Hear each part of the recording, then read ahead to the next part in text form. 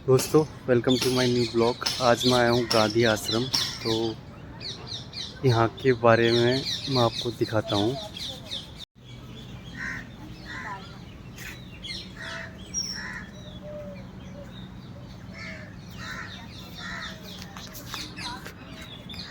यह प्रार्थना भूमि है, गांधी जी के कर्मयोग का प्राण। सुबह यहाँ प्रार्थना कर सभी आश्रमवासी कार्य प्रारंभ करते एवं शाम को यहाँ प्रार्थना करते समय अपने कार्यों का हिसाब करते।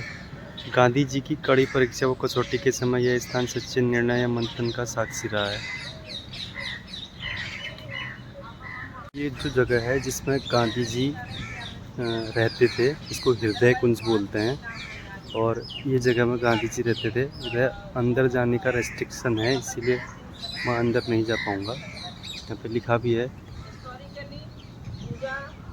वेश प्रतिबंध। के बाद उनका ये स्थान था जहाँ पर वो सभी लोगों से मिलते भी थे, है ना, मिलते थे, मीटिंग होती थी, अपने ऑफिस का कार्य और चरखा है, लिखना है, उनके पत्र लेखन का काफ़ी काम है। तो आप अभी फिलहाल फोटोग्राफ्स में देख सकते हैं कि उनका ये वाला जो रूम था, this was his office kind of, वो मैक्सिमम यहीं रहते थे। तो उसी के अंदर और बरामदे में भी, ये वरांडा उनका ऑफिस में आता था।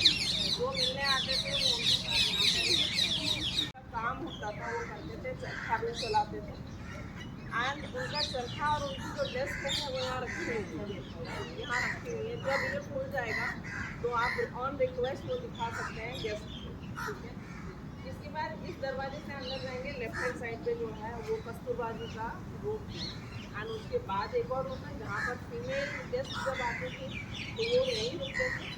जो मेल गेस्ट आते थे वो जहाँ से हम लोग रुके हैं वहाँ पर रुकते थे। ये उनका किचन है जहाँ पर छोटी सी किचन है, उसके पीछे स्टोर है।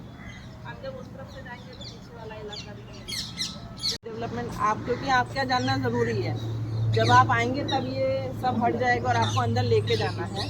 तो ये सब चीज़ें वहाँ पर प्रदर्शित की जाएंगी। और गांधी जी का जो विजन था इसको विजुअलाइज किया था। तो हम जब स्वावलंबी होने की बात करते हैं या सेल्फ रिलायंट होने की बात करते हैं तो आज से इतने साल पहले गांधी जी ऑलरेडी कर चुके थे। इसीलिए चरखा उन्होंने खुद ने सीखा और सभी लोगों को अपने हाथ के बुने हुए कपड़ों के लिए प्रेरित भी किया था, राइट। तो यहाँ पर सत्य और अहिंसा का है। एंड अगेन वही क्या चीज़ उसमें से डेवलप कर सकता है। जब हम एक दूसरे से प्यार करेंगे तभी हम एक दूसरे की कदर करेंगे और एक दूसरे के लिए थोड़ा बहुत छोड़ेंगे ना। सस्टेनेबिलिटी वहाँ से वहाँ तक कनेक्ट होती है कि ये सब कुछ मेरा हो जाए, ऐसा नहीं है, ये सबका रहे इस तरीके से।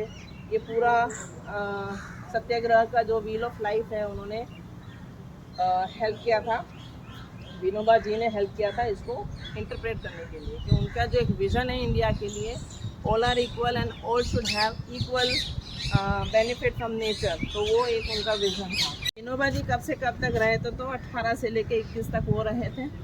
उसके बाद 25 से 33 तक वो, ये मैडलिन स्लेन है जो उनकी अनुयायी बनने के लिए आई तो थी, लेकिन गांधी जी ने ये कहा था कि पहले समझो, समझने के बाद अगर तुमको लगता है, तो वो अपना ब्रिटिश सब कुछ छोड़ छाड़ के इंडिया में आके बसी थी। और ऑलमोस्ट एवरीवेयर आप उनको गांधी जी के साथ देखोगे तो बेटी की तरह उन्होंने उनकी सेवा करी। एंड उनको बेटी मनाया भी उन्होंने कि गांधी जी की बेटी के नाम पे भी वो जाने जाते थे, तो उनका नाम मीरा रखा था उन्होंने। इस तरीके से इस छोटी सी कुटिया के अंदर वो रहते थे, अलग अलग समय में रहते थे। तो जब भी आप ये किसी को बता रहे हैं एज अ गाइड, ये बहुत ज़रूरी है स्पेसिफाई करना कि विनोबा जी अलग दौर में रहे और मैडलिन स्लेट अलग दौर में रहे। क्योंकि जब आते हैं तो इंटरप्रेट होता है कि सब साथ ही आ रहे थे, ऐसा नहीं। तो आप लोग जाके देख सकते हैं। चूज अलाउड है, चूज अलाउड है, चूज अलाउड।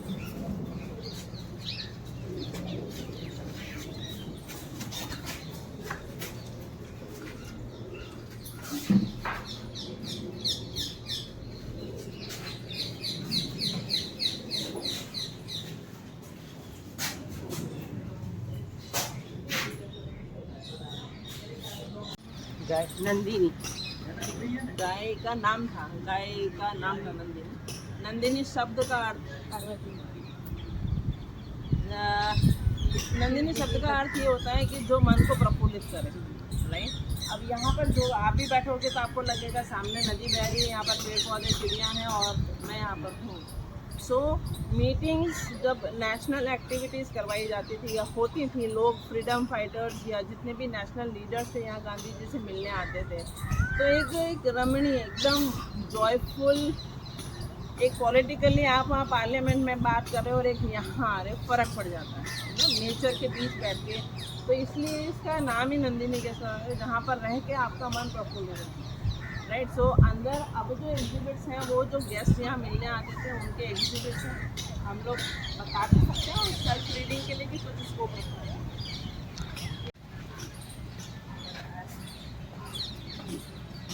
काफ़ी ये पूरा ही ओपन था, लेकिन अभी बिकॉज ऑफ एग्जीबिशन हमने 2 एंट्री पॉइंट भी लगाए। 26 जनवरी 2026 को इनॉग्रेट की गई है, लगाई गई है। लास्ट ईयर नहीं था। हाँ, ये लास्ट ईयर नहीं था। ये बताने के लिए कि क्या क्या एक्टिविटीज होती थी, उनके हिसाब से पूरा ही बनाया गया है। तो उनकी मतलब ये हाँ, तो राजेंद्र प्रसाद ने तो उन्होंने ऑल इंडिया रेडियो पे क्या बोला वो सुन सकते हैं यहाँ खड़े होके, वो कब उनके साथ थे, ये सब चीजें सिंबॉलिक है। सिंबॉलिक ये ओरिजिनल नहीं है, ये सिंबॉलिक है कि ये राजेंद्र प्रसाद जी की टोपी एंड छड़ी ऐसी होती है। हम लोग बच्चे या जो विजिटर आते हैं उनको लगता है गांधी जी का, राइट। तो जो गेस्ट हैं इस रूम के अंदर, उनके बारे में विवरण, वो उनकी जो आइडेंटिटी है उसको है ना। तो यहाँ पर कोई भी ऐसी आराम वाली चीज नहीं थी, तो जो गेस्ट आते थे वो भी इसी में ही रहते जाते थे, इन्हीं मिनिमलिस्टिक रिसोर्सेज के साथ ही यहाँ रहते थे। तो जब भी हम आगे की जनरेशन को एज अ गाइड बताना चाहते हैं, ये पॉइंटर्स हम साथ में ऐड कर सकते हैं कि लाइक सस्टेनेबिलिटी का मतलब क्या था, मिनिमलिस्टिक लिविंग का मतलब क्या था। डिटेल्स मैं ऑलरेडी बता चुकी हूँ उसके बारे में। तो रविंद्रनाथ टैगोर थे, वहाँ पर हमने राजेंद्र प्रसाद जी को देखा, एंड जिनके बारे में भी जो था वो तीनों भाषा में यहाँ पर लिखा था कि कॉमनली वो पढ़ा जा सके। जो इंटरनेशनल विजिटर्स आते हैं उनके लिए इंग्लिश में सुविधा रहती है। गाइड्स नहीं आते हैं तो ये इंटरैक्टिव बोर्ड्स भी रखे हुए हैं ताकि वो खुद ही उसको पढ़ सकें, है ना, उसको देख सकें। कोई भी टॉपिक लेना है उसको क्लिक करना है, they can read what all things are given। तो किसी टॉपिक पे पढ़ना है, you know, तो इस तरीके से टच स्क्रीन हैं जो आजकल की जनरेशन के लिए। यस सर, ये रविंद्रनाथ टैगोर का यस यस हाँ, और हाँ यस करेंगे, एक्वायर करेंगे में है। आप लोग भी देखते हुए पढ़ते रहेंगे एंड उनके बारे में डिटेल्स दी हुई है। अगेन इंटरैक्टिव बोर्ड्स हैं जहाँ पर आप फील कर सकते हैं एंड आप मतलब उसको बता सकते हैं विजिटर को कि इस तरीके से ये इंटरैक्टिव बोर्ड्स भी रखे गए इंफॉर्मेशन के लिए। खुद भी आप बताया नेक्स्ट करें या प्रीवियस करें, इस तरीके से इंटरैक्टिव पैनल्स रखे हुए हैं। खाली रूम थे सारे। सो जो लोग आते थे यहाँ पर एज विजिटर, तो इसमें क्या है बता सकते हैं? मैम पहले भी ये सीमेंटेड था ऐसे ही? हाँ, फर्शियाँ वगैरह सब वही है, ओरिजिनल सारा वही पहले? हाँ। तो ये जब आते थे तो लोग सोते कैसे, फर्श पे सोते थे? फर्श पे, हाँ, उनका वो उससे भी ये चेंज हुआ ना, पहले मतलब है वो पुराने जमाने वाले वो थे बिग कॉलम जो बोलते हैं हम लोग, तो वो होते थे हम लोग अगर उनके। ये कुआं है दोस्तों, इसमें से रोज़मर्रा के लिए पानी पीने के लिए ये यूज़ होता था उस टाइम पे।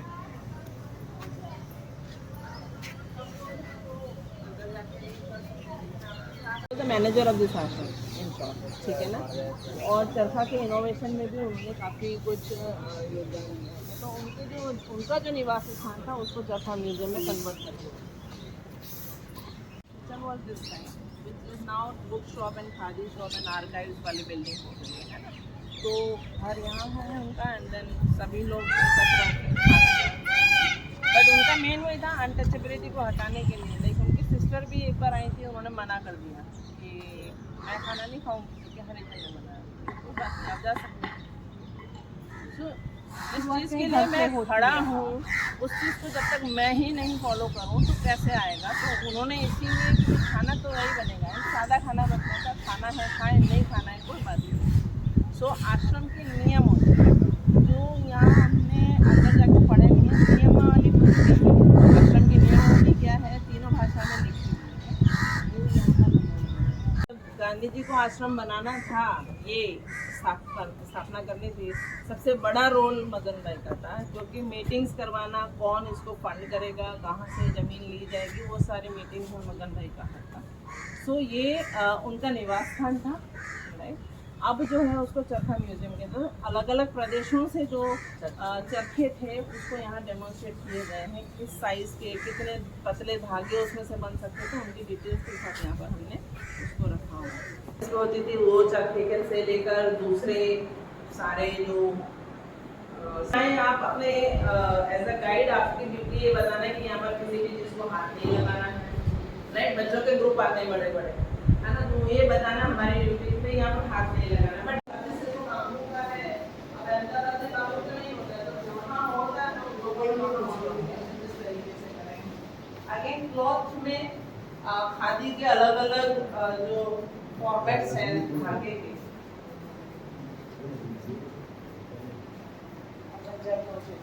दिस इज आंध्र प्रदेश का, राइट। मीडियम उसके थ्रेड मीडियम थिकनेस के साथ जो निकलता वो सब डेमोन्स्ट्रेशन में यहाँ रखे हैं। जैसे आप ये सब चीज़ देख सकते हैं कि मोटा पतला, राइट। एंड जो उसमें से लूम बनती थी, कलर होता था, सफ़ेद होता था, वो सब यहाँ रखे आप देख सकते हैं। क्योंकि ये निवास स्थान था तो पानी या kitchen and all those things were here only, right.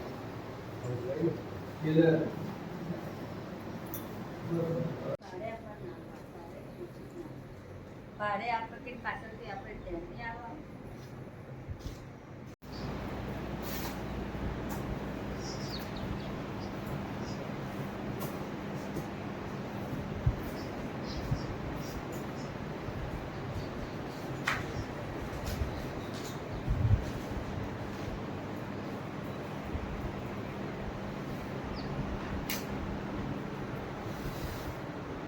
यहाँ पे मेनली 5 भवन है। सबसे पहले आगे जो फर्स्ट में है वो है नंदिनी निवास, फिर ये है विनोबा कुटीर, ये है हृदय कुंज जिसमें गांधी जी और कस्तूरबा बाई रहती थी। उसके बाद ये जो जगह है ये है उपासना स्थल, जहाँ पे उपासना की जाती थी। और लास्ट में इसके पीछे उधर आगे है वो है मगन निवास। मगन निवास जो मगन भाई गांधी थे जिन्होंने गांधी जी का सहयोग किया था इस आश्रम को बनाने के लिए, तो वो भी यहीं रहते थे। और बाकी और मैं ये आश्रम देखने के बाद मेरे को ये लगता है कि सब लोगों को एक बार यहाँ पे आके ज़रूर देखना चाहिए कि गांधी जी यहाँ पे कैसे रहते थे। और सब लोग बात करते हैं सस्टेनेबिलिटी और सिंपलिसिटी की, तो कैसे मिनिमम रिसोर्सेज यूज़ करके वो लोग कैसे रहते थे उस टाइम पे, ये सब यहाँ पे आके मैंने देखा है। तो वो सब चीज़ आप भी आके कभी मौका मिले तो यहाँ पे ज़रूर देखें।